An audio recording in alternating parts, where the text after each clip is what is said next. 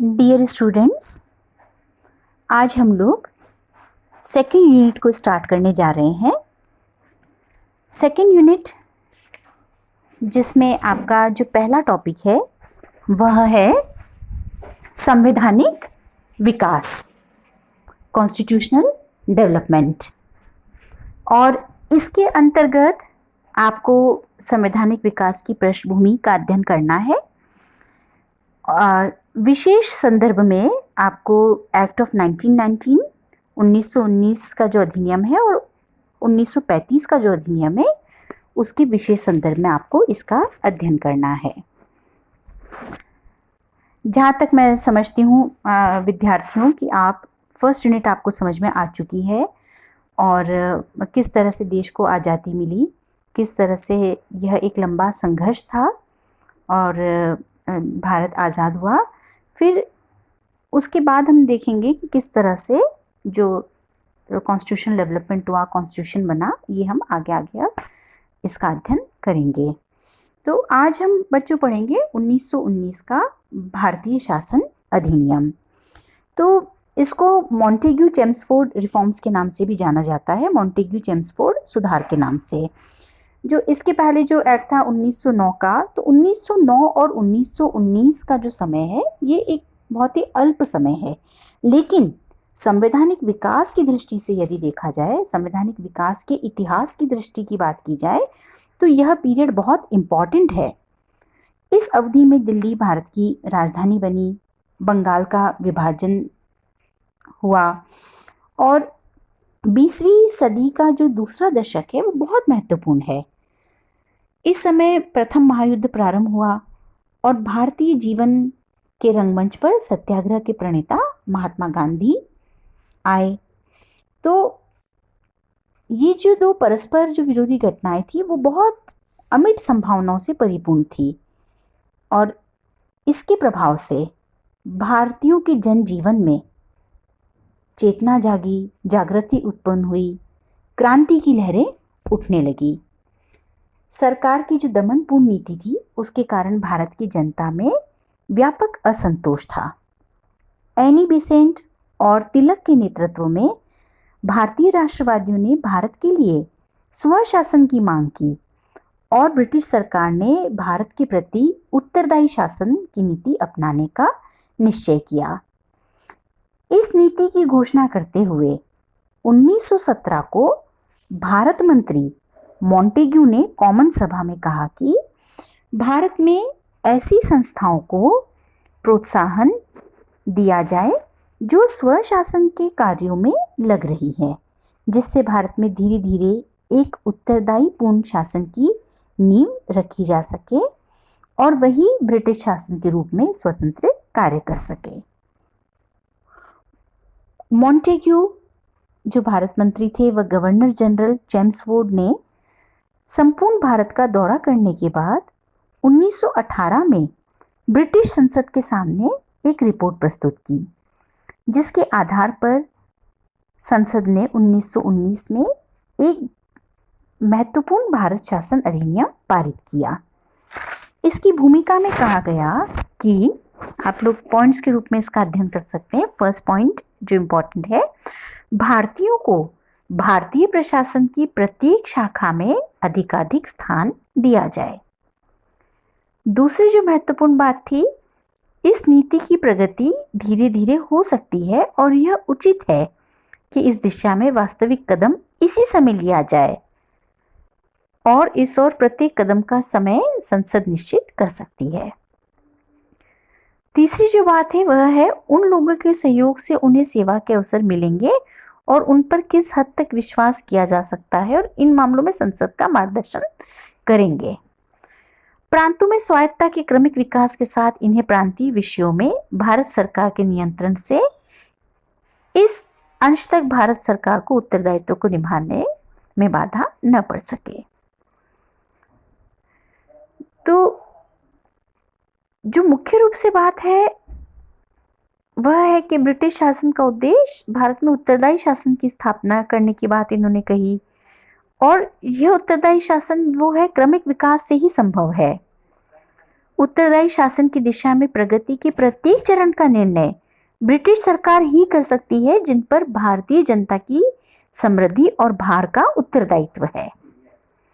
British सरकार इस दिशा में आगे बढ़ने का कार्य भारतीय जनता द्वारा इस संबंध में दिए गए सहयोग और उत्तरदायित्व के परिचय के आधार पर करेगी।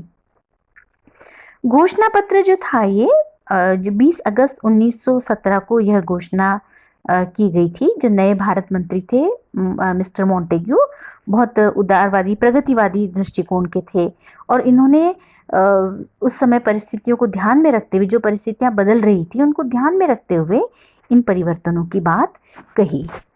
तो यह जो घोषणा पत्र था, इसमें एक तरफ तो उत्साहवर्धक बात यह थी कि भारत में ब्रिटिश शासन का उद्देश्य उत्तरदायी शासन की स्थापना है, लेकिन साथ में ही हताश होने वाली बात यह जोड़ दी गई थी कि उत्तरदायी शासन की स्थापना क्रमिक रूप से ही हो सकेगी और प्रत्येक नवीन चरण की प्रकृति तथा समय का निर्णय ब्रिटिश सरकार द्वारा ही किया जाएगा।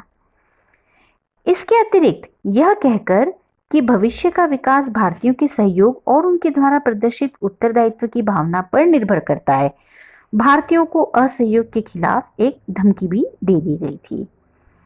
लेकिन यह बात बिल्कुल सही है कि 1917 की जो घोषणा थी उससे भारतीय शासन में विकास के एक नए युग का प्रारंभ हुआ और पहली बार भारत में ब्रिटिश नीति का लक्ष्य इस घोषणा के माध्यम से घोषित किया गया था। तो 1919 का जो भारतीय शासन अधिनियम मॉन्टेग्यू घोषणा को क्रियान्वित करने की दिशा में पहला चरण था। इसमें बहुत महत्वपूर्ण परिवर्तन इसके माध्यम से किए जाने के प्रयास हुए और भारत में प्रतिनिध्यात्मक संस्थाओं के विकास का एक नए युग का प्रारंभ यहाँ पर माना जा सकता है। एन श्रीनिवासन के अनुसार, उन्होंने कहा भी है, एन श्रीनिवासन ने, जो उन्होंने डेमोक्रेटिक गवर्नमेंट इन इंडिया जो उन्होंने उनकी उसमें उन्होंने कहा कि यह नौकरशाही शासन की पद्धति का प्रथम उल्लंघन और प्रतिनिध्यात्मक शासन का वास्तविक प्रारंभ था। तो सुधारों के उद्देश्य का उल्लेख व्यापक रूप में अधिनियम की प्रस्तावना में ही कर दिया गया। तो एक तरह से यह अगस्त 1917 की जो घोषणा हुई थी उसके समान ही था। सर तेज बहादुर सप्रू ने अधिनियम की प्रस्तावना का विश्लेषण कुछ इस प्रकार से किया कि ब्रिटिश भारत ब्रिटिश साम्राज्य का अखंड भाग रहेगा। ब्रिटिश भारत में उत्तरदायी शासन संसद की घोषित नीति का लक्ष्य है। तीसरी बात जो उन्होंने विश्लेषण किया उसमें कही कि उत्तरदायी शासन धीरे धीरे ही दिया जा सकेगा। उत्तरदायी शासन की स्थापना के लिए आवश्यक है कि दो बात की जाए। प्रशासन की हर शाखा से भारतीयों का अधिकाधिक संबंध और स्वशासी संस्थाओं का क्रमिक परिवर्तन। अधिनियम की जो प्रस्तावना थी उससे यह साफ दिखाई दे रहा है कि इसमें साम्राज्य के बाहर स्वतंत्र भारत की कल्पना नहीं की गई। प्रस्तावना में यह बात स्पष्ट थी कि ब्रिटिश संसद भारत को सदैव अपने प्रभुत्व में बनाए रखना चाहती है और यह बात भारतीय राष्ट्रीय कांग्रेस तथा भारत के जो अन्य राजनीतिक दल थे उनकी अपेक्षाओं के विरुद्ध थी। इसके अतिरिक्त भारतीयों की राजनीतिक प्रगति के निर्णय का भार ब्रिटिश संसद को सौंपना निश्चित रूप से अपमानजनक था। इस तरह से 1919 के जो अधिनियम की प्रस्तावना थी उसमें कुछ दोष दिखाई दिए, दोषपूर्ण उसको कहा गया, जिससे भारतीयों का जो उत्साह था उसमें कमी आई। लेकिन जो बच्चों मैं बताना आपको चाहूँगी, हम बाद में 1919 के जो भारत शासन अधिनियम है उसके हम बाद में लक्षण पढ़ेंगे। लेकिन यह बात बिल्कुल सही है कि जो हम भारत का संवैधानिक विकास पढ़ते हैं उसमें यह अधिनियम 1919 का अधिनियम, 1935 का अधिनियम महत्वपूर्ण अपना योगदान रखता है। और जब बच्चों आगे जाके आप प्रतियोगी परीक्षाओं की तैयारी करेंगे आपको जब व्यापक रूप से संविधान का अध्ययन करना होगा, और बच्चों आपको संविधान का अध्ययन राजनीति विज्ञान के विद्यार्थी होने की दृष्टि से तो आपको भारत के संविधान की जानकारी बहुत अच्छे समेकित रूप में होनी ही चाहिए। इसके अतिरिक्त भी भारत के जागरूक नागरिक होने के नाते भी हमको भारत के संविधान की जानकारी होनी चाहिए, है ना। बट आप देखिए, लेमैन का भी इंटरेस्ट होता है इन सभी बातों में, पॉलिटिक्स में, कॉन्स्टिट्यूशन में, है ना, किस तरह सा देश की सरकार चल रही है। न्यूज़ हम देखते हैं, आप देखते हैं, बट बच्चों जब भी अभी जैसे राजस्थान की जब हम बात करें बच्चों, तो आपने न्यूज़ में देखा होगा कि किस तरह से जब ये थोड़ा सा कुछ समय बीते समय जो घटनाएं हुई है, उसने किस तरह से सबको, हर एक आम आदमी की भी जिज्ञासाएं नित्य प्रतिदिन जो घटनाएं घट रही होती है उसके प्रति बनी रहती है। तो जागरूक नागरिक होने के नाते बच्चों, पॉलिटिकल साइंस के स्टूडेंट होने के नाते, और फ्यूचर में आपको कॉम्पिटिटिव एग्जाम को फेस करना है, प्रतियोगी परीक्षाएं देनी है, तो आपको ये सब जानकारी होना ज़रूरी है। और संवैधानिक विकास की दृष्टि से जो भारतीय शासन अधिनियम 1919 का है, वह अपना एक महत्वपूर्ण अपना स्थान रखता है। तो ये तो बेटा आज थी पृष्ठभूमि 1919 भारतीय शासन अधिनियम की।